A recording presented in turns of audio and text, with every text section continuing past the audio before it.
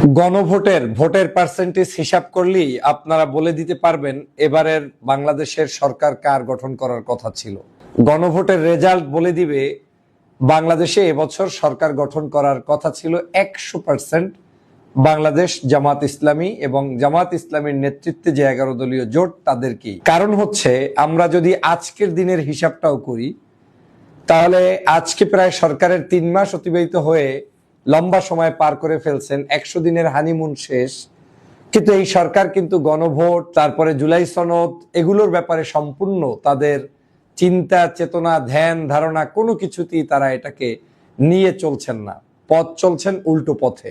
তো যারা গণভোট এবং জুলাই সনদকে মেনে নিবে তারাই তো জুলাই সনদের পক্ষে গণভোটের জন্য ভোট দিবে। যদিও নির্বাচনের প্রাক্কালে জননেতা জনাব তারেক রহমান সাহেব, যিনি আমাদের মাননীয় প্রধানমন্ত্রী, উনি একটা সমাবেশে বাধ্য হয়ে বলেছিলেন যে আমরা সবাই গণভোটের পক্ষে ভোট দিব, কিন্তু আমরা দ্বিচারিতাও সংসদে দেখলাম। মাননীয় স্বরাষ্ট্রমন্ত্রী তিনি বলছেন আমরা এই জাতীয় জুলাই সনদ কিংবা সংস্কার বিষয়ে যে কমিশনে আমরা আসা যাওয়া করেছি সেটা নিতান্তই ইলেকশনের জন্য করেছি।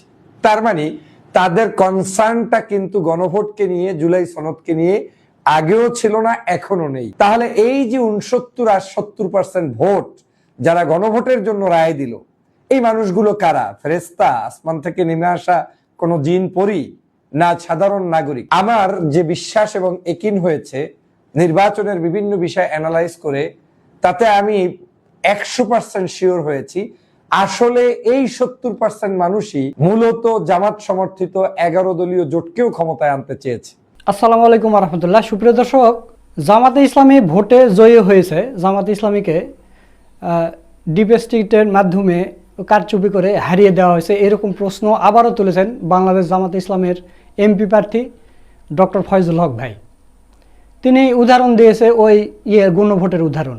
আপনারা জানেন যে গণভোটের যেই পার্সেন্টেজ, যে পরিমাণ ভোট কালেক্ট হয়েছে 69% বা 70% এরকম ভোট কালেক্ট হয়েছে।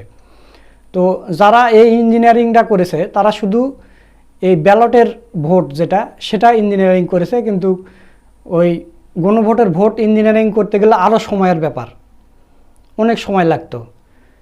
তো এখানেই তারা ধরা খেয়ে গেছে। কারণ আপনারা জানেন যে বিএনপি প্রকাশ্যে তারা ঘোষণা দিয়েছে যে গণভোটে আপনারা না ভোট দেন অথবা ভোটে দেন না, আর আওয়ামী লীগ তো গণভোটে হাঁ ভোট দেবে না। তো তাহলে এই হাঁ ভোট যে পড়লো 69%, এই ভোটগুলো কারা দিয়েছে? এই জামাত শিবির সমর্থক বা জামাত ইসলামীকে যারা ক্ষমতায় নিতে চেয়েছিল তারাই দিয়েছে।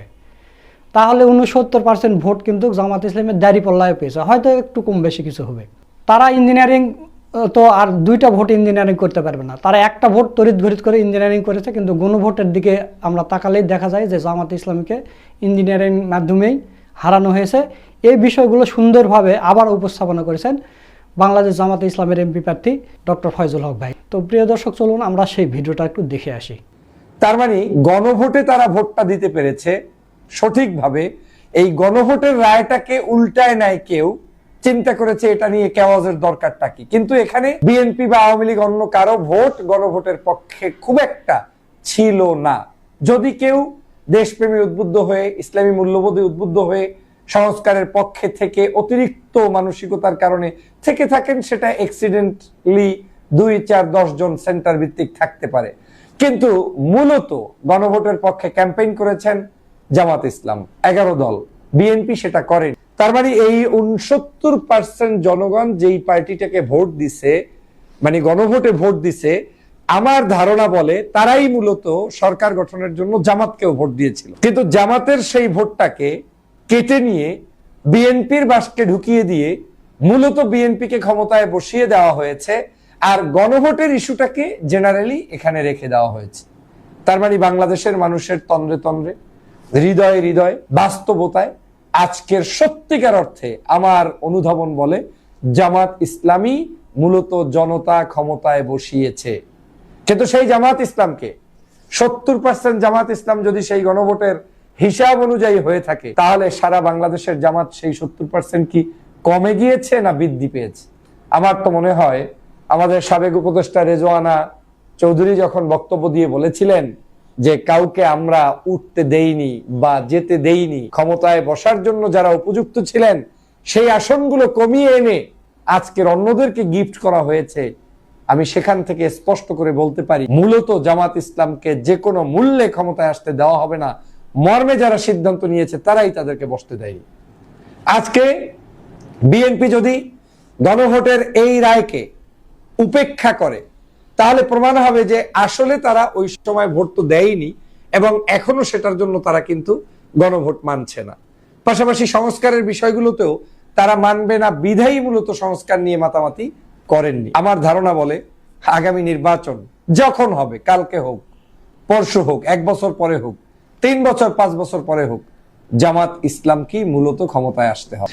11 দলীয় জোট যদি টিকে থাকে কিংবা এর সাথে কম বেশি আরো দল যুক্ত হয় তাদেরকেই ক্ষমতায় আসতে হবে। এর অন্যতম কারণ হচ্ছে এই গণভোটের 69% ভোটাররা কিন্তু কেউ ঢুলে পড়ে অন্য দলে যাওয়ার সুযোগ কিন্তু নাই। কারণ তারা বিশ্বাস করে আমি সংস্কার চাই, তারা বিশ্বাস করে আমি বাংলাদেশের নতুন একটি স্বপ্নের বাংলাদেশ দেখতে চাই। যেহেতু বিএনপি আমার সেই স্বপ্ন পূরণ করছে না, যেহেতু বর্তমান সরকার সেই স্বপ্ন পূরণে বাধা হয়ে দাঁড়িয়েছে, স্বাভাবিকভাবেই তাদের ভিতরে জেদ আরো 100 গুণ বৃদ্ধি পেয়ে আগামীতে ওই দাঁড়িপাল্লা এবং গণভোট বাস্তবায়নের জন্য তারা ভোট দিবে জামাতকেই। অতএব সরকারের জন্য সামনে একটি বড় চ্যালেঞ্জ। সরকার আসলে গণভোটের রায়কে অবজ্ঞা করার মধ্য দিয়ে যে বর্তমান সময়ে বিতর্কের মধ্যে পড়েছেন, এই বিতর্কটাকে লম্বা সময় টেনে নিবেন, নাকি সামনের পথ প্রশস্ত করার জন্য, কিছু ভোট বৃদ্ধি করার জন্য তারা আগামীর পথে এগিয়ে চলবেন, গণভোটকে এবং সংস্কারকে মেনে নেবেন। দেখেন, আমার দেশে মানুষ সংস্কার বলতে কি বোঝে আর বিএনপি সংস্কার বলতে কি বোঝে। মানুষ সংস্কার বলতে বোঝে আমি বিচার বিভাগ স্বাধীন সচিবালয় প্রতিষ্ঠা করে রিফাত সাহেব আমার সুপ্রিম কোর্টের সেই যে একটি সুন্দর পদ্ধতি চালু করেছিলেন সেটাকে বিএনপি এসে বন্ধ করে দিলেন। তাহলে এটার নাম সংস্কার নয়। এই সংস্কারের মধ্য দিয়ে তো আপনার সেই বর্জুয়া পুরাতন রাজনীতির দিকে আপনি ফিরে গেলেন, কিন্তু আপনি নতুনত্বের বাংলাদেশ কিন্তু চাইলেন না। আমরা চেয়েছিলাম 10 বছরের প্রধানমন্ত্রীর ক্ষমতার ভারসাম্য, তিনি একই সাথে প্রধানমন্ত্রী এবং একটা পদে মানে দলের চিফ হিসেবে থাকতে পারবেন না, চেয়ারম্যান হিসেবে থাকতে পারবেন না, কিন্তু বিএনপি সেটা মানে না। তার মানে সংস্কার বলতে আপনি কি মানেন? আপনি সংস্কার বলতে কি বোঝেন? যেখানে উচ্চ কক্ষ নিম্ন কক্ষ এখনো সমাধান হয়নি, যেখানে এখন পর্যন্ত পিআর পদ্ধতিতে যে নির্বাচন উচ্চ কক্ষের সিলেকশন হওয়ার কথা, সেই পিআরে হলে জামাত ইসলাম সহ তারা প্রায় মোর দ্যান 40 সিট পায় আজকের এই ভোট কাটাকাটির পরেও, কিন্তু আপনারা সেটাকে এখন পর্যন্ত কিন্তু ঝুলিয়ে রেখে। আজকে সংস্কার বলতে তাহলে কি বুঝায়? সংস্কার বলতে প্রেসিডেন্ট প্রধানমন্ত্রীর ক্ষমতার ভারসাম্যকে বুঝায়, কিন্তু সেই সংস্কার এখনো হয়নি। প্রশাসনের স্বাধীনতাকে বুঝায়, সেই সংস্কার এখনো হয়নি। তাহলে বিএনপি সংস্কার কি করতে চায়? বিএনপির সংস্কারের রূপ হচ্ছে স্ত্রীকে প্রধানমন্ত্রী গাড়িতে চড়ে ড্রাইভ করে এক জায়গা থেকে আরেক লেনে যাবে, এটার নাম সংস্কার। বিএনপির সংস্কার বলতে প্রধানমন্ত্রীর কার্যালয়ে কোনো একটা গাড়ি উদ্বোধন হবে, ট্রাক চালিয়ে ড্রাইভিং করবে, এটার নাম সংস্কার। বিএনপির সংস্কার বলতে সাধারণ মানুষের মতো জীবনযাপন করবেন প্রধানমন্ত্রী, এটার নাম সংস্কার। বিএনপির সংস্কার মানে হচ্ছে আপনার এই সারা বাংলাদেশের পূর্বের যে রাজনীতি ছিল, সেই খুনাখুনি, হত্যা, লুণ্ঠনের রাজনীতি, সেটার নাম সংস্কার।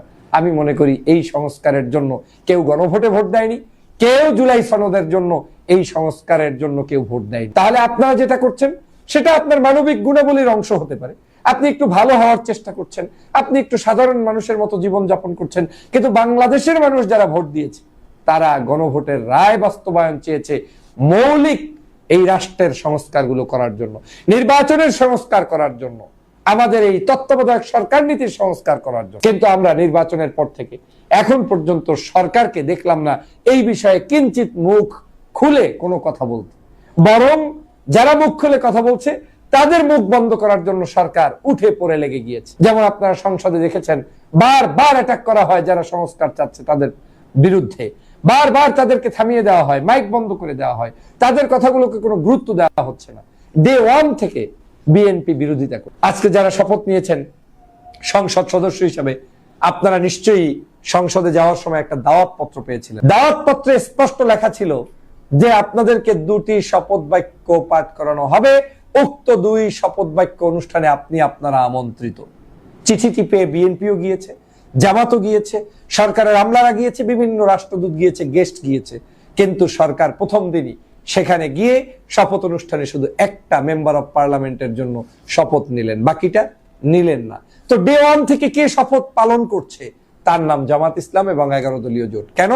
তারা প্রথম দিন ঢুকেই ওই দুটো শপথই কিন্তু নিয়েছে। তার মানে জনগণের কাছে তারা কিন্তু মুখ উঁচিয়ে বলতে পারবে, আমরা প্রথম দিন থেকে সংস্কারের পক্ষে, আমরা গণভোটের পক্ষে, আমরা আপনারা যে 70% ভোটার আমাদের জামাতকে সমর্থন করে ভালোবেসে এই গণভোটের পক্ষে রায় দিয়েছেন, আমরা আপনাদের পক্ষে। অতএব আগামী দিনের জামাতের পথ প্রশস্ত, জামাতের জন্য রাস্তা উর্বর, যদি সেটা তারা রক্ষা করে মাঠে ময়দানে থাকতে পারে। কারণ এই 70% ভোটারের মধ্যে আমার মনে হচ্ছে না 5 থেকে 10% এখন বিএনপির। যদি তাই হয় তাহলে এতদিনে বিএনপি তো সংস্কারের জন্য কার্যকর ভূমিকা পালন করার কথা ছিল। যাদের বিন্দুমাত্র সংস্কার নিয়ে মায়া নেই, যাদের বিন্দুমাত্র রাষ্ট্র গঠন নিয়ে মায়া নেই, তারা তো তাহলে এই রাষ্ট্রের আগামী দিনের সংস্কার চায় না। যদি নাই চায় তাহলে তাদের দ্বারা বাংলাদেশের জনগণ তো ভবিষ্যৎ চিন্তা করবে না। প্রিয় দেশবাসী, আমি আস্থা রেখে বলতে চাই, জামাত ইসলামী আগামী দিনের ভবিষ্যৎ। জামাত ইসলামের দাঁড়িপাল্লাই রাষ্ট্র ক্ষমতায় আসবে এবং এই দাঁড়িপাল্লার সাথে যারা সংশ্লিষ্ট থাকবে তারাই মূলত আগামীর বাংলাদেশের টাইগারের ভূমিকায় থাকবে। মানুষ তাদেরকে শ্রদ্ধা করবে, স্যালুট করবে, ভালোবাসবে। বরং বিএনপি জামাত ইসলামের এই শুদ্ধ পথে যদি নিজেদেরকেও একটু সামিল করে পথ প্রশস্ত করত, হয়তো তারা ভালো একটা সরকার হিসেবে জনতার কাতারে জনগণের কাছে লিপিবদ্ধ থাকতো। কিন্তু আমার সন্দেহ হচ্ছে সব চলে, শুধু গণভোটের রায় বাস্তবায়ন চলে না, সব চলে, শুধু আমাদের সংস্কার নিয়ে আলোচনা চলে না। প্রিয় দেশবাসী, আসুন আমরা সবাই মিলে আগামীর বাংলাদেশ বিনির্মাণের জন্য এই সংস্কারকে বাস্তবায়ন করার জন্য, গণভোটের রায়কে বাস্তবায়ন করার জন্য জামাত ইসলামীর সঙ্গী হই। সুপ্রিয় দর্শক, আপনারা ডক্টর ফয়জুল হক ভাইয়ের ভিডিওটা দেখলেন। তো আজকের এই ভিডিও সম্পর্কে আপনাদের কোনো মতামত থাকলে তা অবশ্যই কমেন্ট করে জানিয়ে দিবেন। ভিডিওটা ভালো লাগলে শেয়ার করবেন। সকলকে ধন্যবাদ। আসসালামু আলাইকুম ওয়া রাহমাতুল্লাহ।